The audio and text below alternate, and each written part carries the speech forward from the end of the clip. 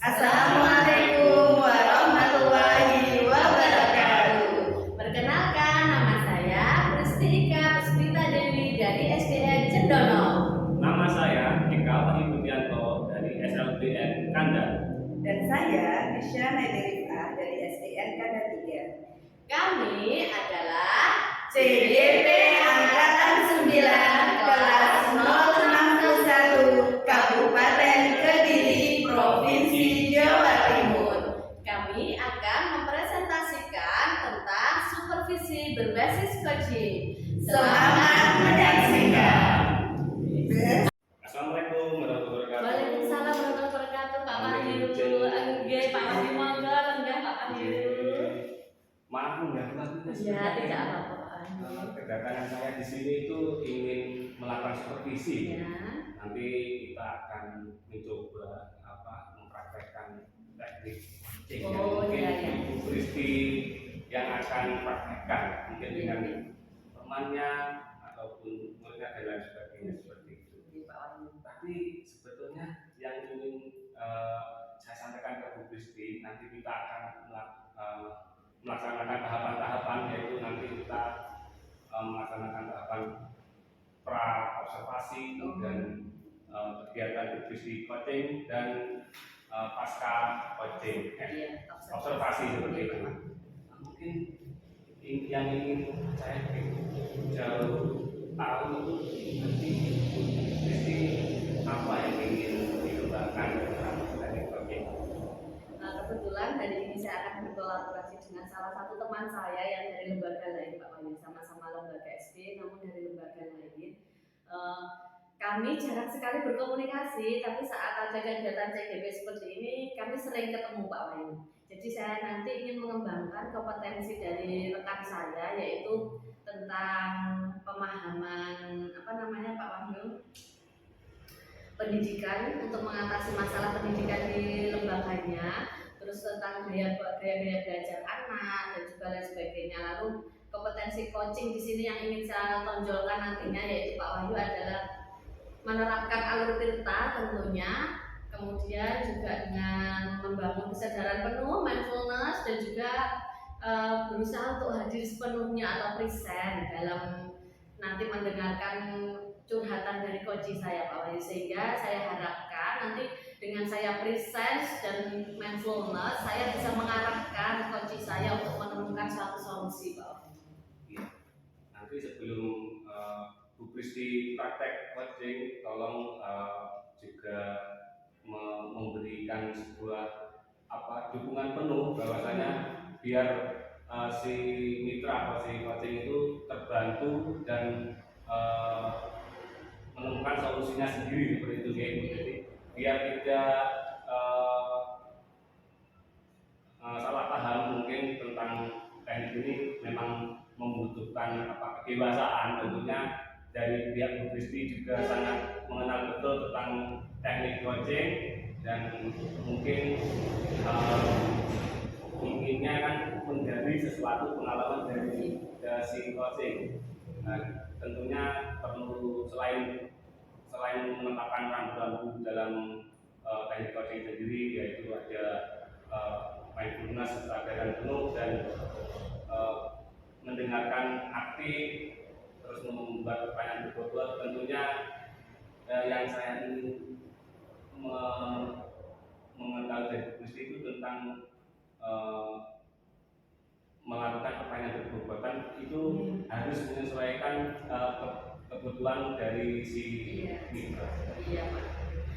Jadi nanti saya akan mencari kata kunci. Saat si coach bercerita, saya akan menarik beberapa kata kunci yang nantinya akan menjadi acuan saya untuk membuat suatu pertanyaan berbobot yang nantinya bisa mengarahkan dari pertanyaan yang saya buat nanti, si coach akhirnya bisa menemukan solusinya dari situ. Jadi memang pertanyaan saya tadi harus beranjak pada kata-kata atau kalimat kunci yang akan diucapkan oleh si coach nanti. Baik, bagus banget Bu Kristi.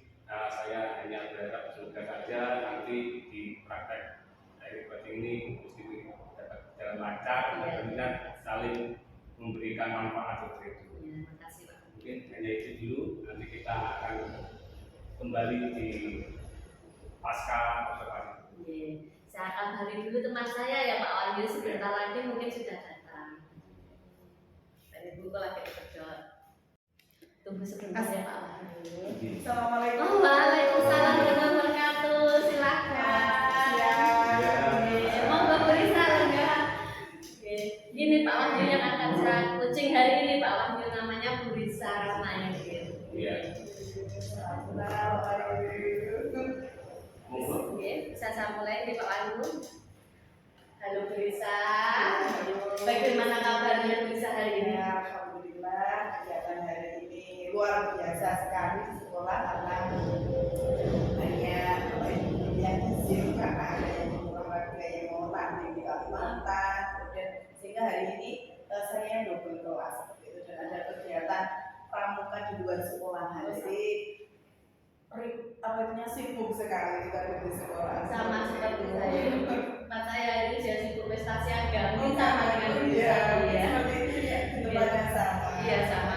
Bu Risa, hari ini kita akan melakukan teknik coaching. Jadi kita dialog saja secara santai ya Bu Risa. Tidak perlu tegang karena Pak Wahyu di sini hanya akan mengobservasi kegiatan kita saja. Bu Risa, Bu Risa, saat nanti kita berdialog, saat kita berbincang-bincang, kira-kira apa yang ingin Bu Risa harapkan dari hasil perbincangan kita hari ini, Bu Risa? Ini Bu Kristi, ini tadi saya kan intinya ingin curhat, ingin berbagi apa yang saya rasakan gitu. Siapa tahu nantinya saya menemukan solusi apa yang harus saya lakukan ke depannya untuk mengatasi kesulitan, hambatan yang saya alami di sekolah seperti itu. Ya, tadi saya dengar Bu Risa mengatakan ada hambatan di sekolahannya. Kita curhat dulu Bu Risa ya. Iya. Hambatan apa Bu Risa kira-kira yang Bu Risa rasakan? Ini ya Bu Kristi, kadang itu hambatan saya itu ada dua yang saya rasakan. Yang pertama adalah tentu dengan peserta didik, yaitu untuk yang tahun ajaran ini saya merasa bahwa semangat anak-anak itu kayaknya tidak maksimal gitu ya, merasa kayaknya kan terasa ya Bu Kristi ya, merasa itu ketika anak-anak itu rasanya seperti apa, kemudian kondisi seperti apa, itu kan kita sebagai guru kan merasa gitu Kurang ceria gitu ya. ya, merasa menurut saya ini tuh anak-anak ini kok ada sesuatu yang semangat gitu. Biasanya kan kalau biasanya ya Bu Kristi ya, kalau anak kelas 1 itu kan semangatnya yang semangatnya bagaimana lah. Kalau yang ini, kalau anak-anak ini tuh saya ajak seperti itu agak lebih semangat gitu seperti itu. Jadi itu permasalahan yang menurut saya itu perlu saya atasi untuk memperbaiki pembelajaran saya lakukan tentu saja. Yang pertama, yang kedua adalah sebagai tentang saya dengan teman sejawat, yakni adalah terkadang apa namanya ada rasa kesengganan, istilahnya nggak enak gitu untuk bagaimana menasihati beliau yang lebih junior untuk harusnya seperti ini loh gitu. Jadi kadang saya agak bagaimana cara untuk memberitahu, tetapi beliau tidak merasa tersinggung atau merasa bagaimana atau dibully seperti itu. Jadi itu yang saya ingin coba dengan Ika, kemudian siapa tahu nanti saya akan menemukan solusi dari permasalahan saya ini. Baik Bu Risa, jadi dari penjelasan Bu Risa tadi yang saya tangkap nih, Bu Risa punya dua masalah ya. Yang satu yaitu tentang semangatnya peserta didik, dan yang kedua yaitu tentang rasa segan atau kesenjangan sosial sebenarnya di lingkup pendidikan yang Bu Risa ya. Bu Risa, dari dua masalah ini nih, mana dulu yang ingin Bu Risa atasi terlebih dahulu? Saya ingin atasi adalah yang dengan peserta. Jadi kalau jenengan ingin mengatasi juga dengan peserta didik, menurut jenengan hambatan apa sih sebenarnya yang menjadikan peserta didik Bu Risa itu kurang semangat? Bu Risa mungkin sudah pernah ya mengamati muridnya. Kira-kira hambatannya apa Bu? apa saya terkadang apakah ini termasuk kriteria anaknya gitu ya. Terkadang ketika saya amati anak-anak ini tidak diambil, nggak ada, sebenarnya nggak ada sekali. Kemudian ini malah lebih tidak terlalu banyak memberi masalah dengan saya sebenarnya anak-anak Menurut ya. iya daripada yang sekarang sudah naik ke kelas 2. Namun memang kalau yang di kelas 2 yang sudah naik itu memang banyak yang kurang bisa nulis, kurang bisa membaca, bahkan nggak tahu sama guru sama sekali. Tetapi ketika saya ajak bersemangat, gitu, bertepuk, bergerak, itu tuh sangat semangat sekali. Nah, ketika tadi ini, ketika mereka itu istilahnya pinter, gitu, banyak kemampuan pedagogiknya itu. Nah, ketika saya ajar, misalkan lebih bermain, saya ajak itu tuh kurang begitu apa itu namanya kayak ogogan gitu. Nah, jadi mereka tuh lebih cenderung ketika saya ajak seperti itu, mereka lebih suka langsung mulai dalam belajar. Jadi seperti itu. Kadang kan, padahal kan saya ingin ya, misalkan biar anak itu nggak bisa, kemudian kita ajak ke sana ke sini seperti itu. Tapi ternyata mereka itu lebih suka, biasanya itu langsung misalkan awalnya ya itu kita lihat doa, kemudian berjus amal, kemudian pakai pendek, kemudian sudah kita langsung fokus ke pelajaran seperti itu. Jadi misalkan kalau saya ajak, misalkan SPG-nya saya harus bagaimana, misalkan depan atau itu kurang begitu apa mereka menarik mereka. Mereka lebih suka langsung ke apa itu namanya, langsung ke pelajaran serius gitu. Nah, saya ingin menceritakan bahwa ini kan masih kelas 1 ya Bu Pristi ya. Mereka itu agar bermainnya dulu gitu loh. Istilahnya saya ingin menekankan bahwa ini nanti ya urusan ke sekian dulu, anak-anak nggak boleh terus pelajaran, bahagia dulu gitu. Tapi ternyata anak-anak itu lebih suka seperti itu. Namun mereka lebih suka akhirnya tidak ikut kemana saya itu. Mereka lebih suka ke bawah bangku, kemudian melakukan salto gitu, gerakan-gerakan yang kayak masih di apa namanya, masih di TK gitu, masih kegiatan yang dilakukan di sekolah sebelumnya. Jadi seperti jadi saya sudah mengalami apa ya, kita hambatannya ternyata gitu. Tapi mereka lebih suka ketika saya itu langsung to the point tuh kepada pelajaran. Nah, setelah itu mereka lebih suka istilahnya yang di luar gitu, sudah melampiaskan apa gulung-gulung gitu, seperti itu. Dan jadi di sini dari penjelasannya Bu Risa tadi saya bisa menyimpulkan satu saja.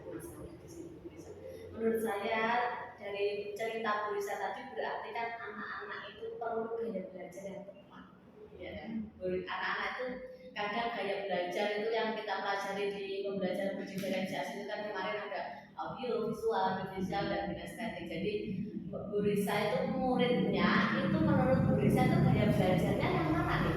Iya, kayaknya itu mereka itu cenderungnya ya, walaupun semuanya saya kan juga suka visual, juga suka audio waktu saya juga langsung, tapi mereka itu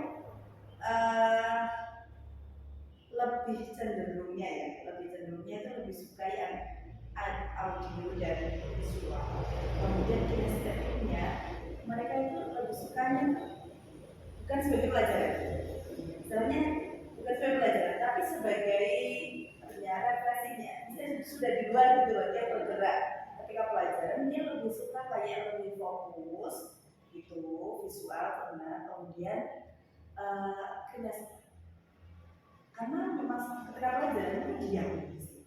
Tapi ketika saya suruh apa itu namanya SBG seperti itu, mereka tidak mengikuti apa-apa. Mereka justru melakukan hal yang lain. Tapi ketika pelajaran itu mereka itu fokus gitu. Jadi menurut saya mereka lebih cenderung ke visual dan audio. Dari Desa Brisa tadi kan sudah diketahui nih hambatannya apa nih, Iya. gaya belajarnya anak seperti apa nih, Iya, kesukaannya. Nah berarti mestinya Brisa ini sudah punya rencana nih untuk kedepannya mengatasi ini tuh, rencana Bu Risa itu seperti apa kedepannya? Ya, ini kedepannya ini ya. Kan sebelumnya itu saya sudah saya sudah save cara-cara SPG. Nah, ternyata beberapa itu tidak sesuai, tidak tenang. Nah, mereka malah seperti saya bilang tadi, mereka lebih cenderung, Bu, ayo kita mulai belajar. Bu, ayo kita mulai seperti itu. Nah, rencananya saya ingin membuat medianya itu akan lebih saya variasikan langsung ke dalam, saya mengurangi SPG-nya, saya langsung ke pembelajarannya, tetapi pembelajarannya itu bagaimana saya menyampaikannya itu lebih variatif gitu, Itu menyenangkan gitu ya. menyenangkan. Jadi mereka itu berarti lebih suka untuk belajar, tetapi nanti pembelajarannya mau yang ringan gitu. Mereka itu tidak suka ketika SBG-nya lebih lama, ternyata tidak, ternyata saya mengamati, oh mungkin yang ini berlaku untuk kelas yang sekarang sudah naik kelas 2, tapi di kelas 1 itu ternyata tidak. Berarti kesukaan preferensinya anak terhadap sesuatu itu beda-beda. Jadi rencana ke depan ini Bu Gusti, semoga saya kemarin kan juga melihat statusnya dari Bu Gusti juga, kayaknya mereka lebih suka ke itunya, ke medianya, bagaimana sumber media itu. Saya mungkin akan memvariatifkan pembelajaran. Kemarin saya sudah juga meminta saran dari apa itu namanya, bertukar pendapat dengan Bu Ami dari SMP, bagaimana saya sudah bisa menemukan solusi kira-kira yang mau saya lakukan seperti ini. Jadi insya Allah di kedepannya saya akan lebih variatifkan media pembelajaran saya dan cara mengajar saya seperti itu, dan mengurangi SPG-nya. Ya, jadi untuk rencana yang bisa adalah mengurangi SPG dan memvariatifkan media. Iya. Lalu untuk tindak lanjutnya nih, untuk nanti kalau medianya sudah variatif, sudah bermacam-macam, menggugah selera dan menyenangkan, tindak lanjut dari Brisa apa nanti pada pembelajaran? Ya, itu tadi insya Allah saya terapkan pembelajaran anak-anak. Kemudian sebenarnya saya mengobservasi Bu Desi, saya merefleksikan diri nanti apa yang saya lakukan tadi berhasil apa tidak. Kemudian kira-kira yang lebih mengenal lagi yang mana gitu. Jadi apakah ini dari faktor usia juga, kemudian apakah juga dari karena faktor saya tadi, apakah ada faktor tertentu. Nanti saya juga ingin belajar coaching juga, dan saya juga ingin menggali apa yang dirasakan dari anak gitu. Saya mau seperti itu. Rencananya rencana kedepannya seperti itu. Baik, bisa saya tarik kesimpulan tadi itu Brisa sudah mengatasi hambatan yang Brisa temukan sendiri tadi ya. Lalu Brisa juga sudah mempunyai rencana tindak lanjut nih sebagai tanggung jawab Brisa tadi gitu. Jadi Brisa, sebelum saya menutup kegiatan coaching kita hari ini, saya mau tahu nih apa yang Brisa rasakan saat kita tadi berbincang-bincang singkat ini dari awal sampai akhir, itu seperti apa yang Brisa temukan dari kegiatan kita hari ini. Terima kasih ya, sebelumnya terima kasih Bu Kristi karena sudah meluangkan waktu untuk coaching dengan saya. Yang pertama, otomatis saya merasa lega, saya sudah berbagi, soalnya ada beban, ada perasaan yang kurang gimana gitu. Ketika saya membantu dengan orang lain, itu rasanya kayak lega gitu. Kemudian dengan ngobrol dengan mesin nanti, ini tadi saya kayak membuka saya, ternyata yang harus saya lakukan seperti ini gitu. Jadi perlu sekali menurut saya dengan ngobrol seperti ini, dengan ngobrol dengan teman, ngobrol dengan ini, saya bisa, perasaan saya akan tidak tegang, tidak bingung sendiri. Kemudian akhirnya saya bisa menemukan solusi dari apa yang hambatan yang saya alami. Ya, terima kasih banyak sekali Bu Kristi. Terima kasih juga Bu Risa. Dari coaching kita hari ini berjalan dengan lancar. Semoga kedepannya kegiatan kita yang seperti ini akan menjadi contoh untuk teman-teman kita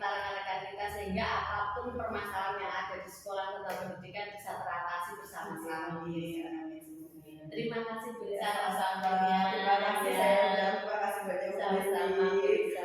Saya mohon pahami karena nanti kegiatan di sekolah masih belum Oh selesai. iya, terima kasih Bu Lisa. Oh iya, saya duluan ya. Assalamualaikum Bu Lisa. Salam. Hati-hati. Ya, demikian Pak Wahyu kegiatan coaching saya hari ini. Mohon mendapat masukan dari Pak Wahyu, kita harus seperti apa gitu Pak Wahyu. Saya Baik, Bu Kristi. ya Pak Tadi Wahyu. saya menyimak dengan penuh kesadaran ternyata berbidang-bidangnya sangat interaktif dan komunikatif. Tentunya banyak hal yang perlu dipelajari dan perlu dikembangkan kembali tentang teknik coaching. Tapi yang saya lihat dan saya catat tadi sangat bervariatif, tapi secara keseluruhan sudah bagus. Bahwasanya dari Bu Kristi sudah melakukan pertanyaan yang berbobot dan present, kesadaran penuh, dan juga mendengarkan aktif, tentunya sangat membantu dalam pengembangan mitra sendiri, coachingnya sendiri. Jadi Bu Kristi dari segi percakapan sangat menguasai dan sangat mengalir, tentunya itu sebuah modal untuk pengembangan teknik coaching untuk kedepannya. Mungkin dari praktek tadi apa yang dirasakan Bu Kristi? Terima kasih Pak Wahyu, hasil observasinya hari ini bisa menjadi masukan cara depannya. Yang saya rasakan hari ini, awalnya saya merasa ragu Pak Wahyu, apakah mungkin nanti saya bisa menggali kompetensi dari coach saya, tapi ternyata setelah dengan menggunakan alur tirta dan kita berusaha senatural mungkin, kita bisa mengalir saja mengatasi masalah apa yang disampaikan oleh coach, ternyata kita bisa melalui teknik coaching ini dengan lancar Pak Wahyu. Jadi kedepannya saya berharap bahwa teknik ini nantinya bisa saya kembangkan, saya ajarkan ke rekan-rekan sejawat saya agar apapun permasalahan yang terjadi di pendidikan, khususnya di lembaga saya, bisa kami atasi secara bersama-sama. Karena saat kita ngobrol dengan orang, pasti kita merasa lega gitu. Apa yang masalah kita akhirnya bisa terpecahkan gitu Pak Wahyu. Kebetulan tadi sudah dari Bu Lisa sudah sangat aktif dalam memberikan tanggapan dan mencari solusi potensi dari Bu Lisa sendiri. Tadi yang cukup antusias saya menyimak itu Bu Kristi mengajak menggiring dari permasalahan yang ada dan untuk menemukan si coachingnya untuk menemukan solusi, tentunya juga demi membantu si coaching untuk menerapkan pembelajaran yang lebih baik. Dari secara kompetensi yang teknik coaching sendiri dari Bu Kristi sangat menguasai, tentunya tidak mudah untuk mengajak teman sejawat atau pendidik lainnya dalam melakukan coaching. Yang perlu diperhatikan mungkin untuk ke depan Bu Kristi, bahwasanya teknik coaching ini tentu harus saling mengerti, harus mengetahui paham betul tentang teknik ini. Jika seandainya di penerapan coaching ke depan Bu Kristi menghadapi atau seorang pendidik atau teman-teman pejabat belum mengetahui teknik coaching itu bagaimana? Rencana saya ke depannya Pak Wahyu. Jadi sebelum kegiatan ini nantinya saya ajarkan atau saya ajak teman-teman untuk melaksanakan kegiatan ini, tentunya teman-teman rekan saya itu membutuhkan pemahaman dulu Pak Wahyu, apa sih sebenarnya yang namanya coaching, apakah perbedaan antara coaching, konseling dan lain sebagainya. Lalu juga coach itu apa, coaching itu apa, coaching itu apa. Jadi dengan memahami itu dulu, apalagi memahami perbedaan dengan konseling dan lain sebagainya itu, maka saya harapkan teman saya itu mengerti, oh ternyata coaching itu suatu kegiatan seperti ini loh, berbeda dengan konseling seperti itu. Jadi nanti setelah teman-teman saya sudah memahami, rencana tindak lanjut saya adalah saya akan berlatih dulu. Lalu setelah berlatih akan bergiliran dengan rekan-rekan yang lain. Sebenarnya kegiatan ini tuh sering Pak Wahyu kita laksanakan di kantor ya saat jam istirahat, tapi kita tidak tahu kalau ini tuh namanya coaching gitu. Jadi saat kita masuk ke kantor istirahat itu kita biasa Bu, murid saya yang gini-gini. Otomatis temannya lainnya itu juga bertanya. Cuma bedanya saat itu kami belum terarah gitu Pak Wahyu. Jadi belum bisa mengarahkan mencari satu jawaban, itu hanya seperti mencari solusi bersama. Tapi dengan teknik ini nantinya setelah rekan-rekan saya paham susunan atau komponen-komponen terpenting dalam teknik coaching ini, saya harap kedepannya saat istirahat itu diskusi kita itu semakin seru tentunya Pak Wahyu ya. Karena apa?